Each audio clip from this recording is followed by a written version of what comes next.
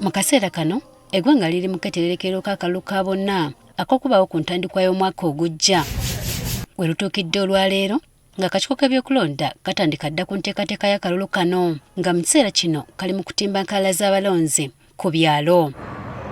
Kati abakungu okuva mu mukago gwa Bulaaya basisinkanye abakulira ekibiina ki NUP okubaako ensonga ze battaanya ng'ensinkane ne badde ku kitebe kya NUP e Makerere Kavule. Akafubo kano tekakulembeddwamu bannamawulire nga kakulungudde essaawa eziwerako. Oluvannyuma bano batubulidde ng'essira bw'eteekeddwa akalulu ka bonna akabindabinda. Uganda is heading for elections next year in 2026. It's an incredibly important process, of course, for the democracy in the country, and we expect all Ugandans to take great interest in this. And so do we, as diplomats and observers, active observers here in your country. Babade bazze twogere ku nsonga ez'enjawulo ebyenkulaakulana, nteekateeka yaffe mugenda mu kalulu na nteekateeka ki gye twagala okuleeta singa tuba tutute obukulembeze ng'Abannayuganda bonna bwe bakiraga. Bagamba nti ebikolwa by'obutabangoko naddala ebyo ebyeyolekera mu kalulu akaddibwamu mu Kawempe North abakuumaddembe bwe baawuttula abantu nga tebataliza muntu yenna n'ebikolwa ebirala tebiraga butebenkevu mu kalulu.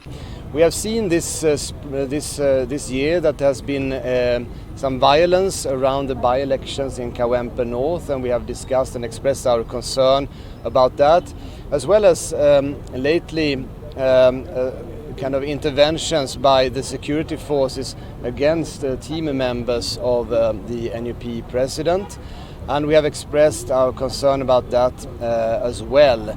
Jan Sadek nga embaka w'omukago guno mu Uganda akubiriza bonna bakwatibwako okukuuma obutebenkevu naddala mu biseera by'akalulu okulaba nga akalulu akajja kaba ka mirembe. So we appeal to all political forces in the country to respect the ideas of democracy and to pursue these elections in a calm way to achieve fair and credible election results. Akulira ekibiina ki NUP Robert Kyagulanyi Ssentamu asabye omukago guno okwewala okwekulubesa n'abamu kwabo abenyigira mu bikolwa eby'okutyoboola eddembe ly'obuntu.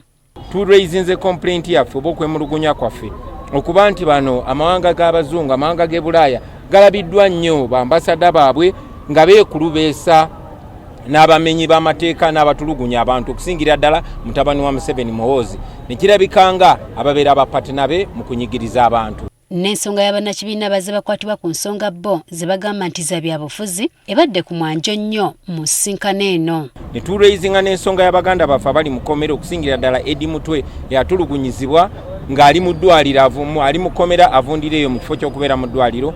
Batusuubiza nti bajja kyogerako. Tulinze okulaba ebikolwa byabwe nga bikwatagana n'ebigambo byabwe. Tukitegedde ng'omukago guno bwe gwamaze dda okusinkana ekibiina ki NRM nga bakugenda mu maaso n'okusinkana ebibiina ebirala.